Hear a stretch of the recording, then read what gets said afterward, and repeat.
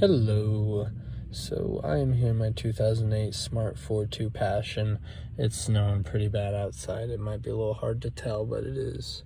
My car won't start. It's happening more and more pretty often. I think it's because I jump in and just start it immediately. So what I do is, if it won't start, I sit in it. It's been about 40 seconds, I'd say. And with that click you just heard, right when I hear that, I take my key, put it in my ignition, and bam, starts right up. It's real crazy. I don't know why it does that. I think it's something with the starter. It's almost like this is a diesel and it has glow plugs and they need to heat up, but obviously that's not the case. This thing's tiny. So I hope that helps you. Just be a little patient. Don't call a tow truck immediately. Just, wait to hear that click. Once you hear that, you're probably in good shape. See ya.